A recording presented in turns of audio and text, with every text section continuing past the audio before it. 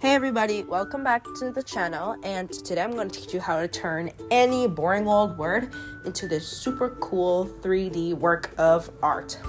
This process works for any word at all and is super easy to do. Now let's get right into the video. What you're going to need to make this project is a pen, or something that cannot be erased by an eraser. Markers work, but a pen is definitely best because of its fine tip. You're also going to need color pencils. Again, you can use markers, but color pencils are just better. You're also going to need a normal pencil, and you're going to be drawing a lot of lines. So, a very smart choice would be to get a ruler. If you don't want one, that's okay, but without a ruler, your lines are going to suck, so get a ruler. To begin, we're going to write our word with pencil. It is very important that it is pencil, so just write your word in pencil. Be sure to use all capital letters. You don't have to use capital letters, but I personally like capital letters a little better because they have more angles. You're gonna see why angles are important in a sec, but do whatever you want. I just recommend capital letters. Now what we're gonna do is we're going to draw around our letters in pen. So to kind of like make bubble letters. So I'm just gonna do that now. Now that you've done that, it should look like this, an outer lining around all of your letters. I put a little hole in the A right here as space. So now what you're going to do is you're going to get your eraser. And what your eraser is going to do is it's going to erase all of the pencil parts, but it's not going to erase the pen parts. So once you're done erasing, it's going to look like this.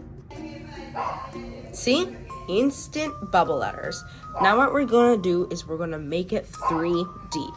And we're going to do that by using my pencil. I'm going to put a little dot right over here.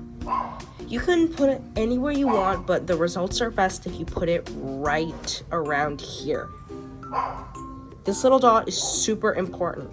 You don't have to make it too big. Actually, please don't make it that big, but make sure it's noticeable because you're going to depend a lot on that dot. Now what you're going to do is you're going to take a ruler and position the angles. This is the complicated part. You need angles. So, see this little end right here on the T?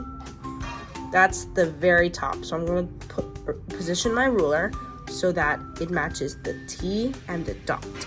Now I'm going to do is draw a line on that. Now it looks like this. So now what I'm going to do is I'm going to take this other angle right here and draw that to the line as well. Now that I've done the A, you can see now that it's starting to look 3D. This is because we drew a whole back part to the A and made it look realistic by adding these lines which represent the angles. They look really nice. So now what I'm going to do is I'm going to do the same thing to the C. Be sure never to add too many lines. Too many lines would look over-angled, and instead of looking like a back part, it will look like a bunch of T's. So if I drew a line from here to here, it would not look the same. Some people might actually like this, but personally, it looks less wide. It looks more limited. It looks less spectacular. So never over-angle, and if you do, be sure to erase it. That's why we're using a pencil and not a pen. Now I've done the C, and notice how my lines never overlap. See this A line right here? If I had kept it going over here, crossing through the T, it would destroy the T's angle. So always make sure that the one in the front is on top of this one. So as you can see, the T is over the A. That's because it's in front. That's what the whole little dot is for. It gives us the perspective. Now that I'm done, I'm going to make it look even more 3D by coloring the 3D part a different part than the A part. We're going to color the cat part a dark color and the 3D part a light color. Now that it's all colored in, it looks like this. And the reason we drew these 3D parts in a light color is because we don't want to cover the angles, which we're drawing with pencil, or else it'll just look like a big triangle behind the word. Alright, thank you for watching. This video is over, and I hope that your 3D word turns out just as good as mine did.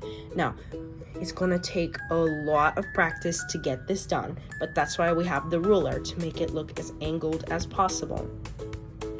Maybe you could try the word cat and do all the same things I did as a star, and once you're done with that, you can write much longer words using 3D, and you can even put the dot in different places to make it look like different angles, and maybe once you're really advanced, you can even try shading.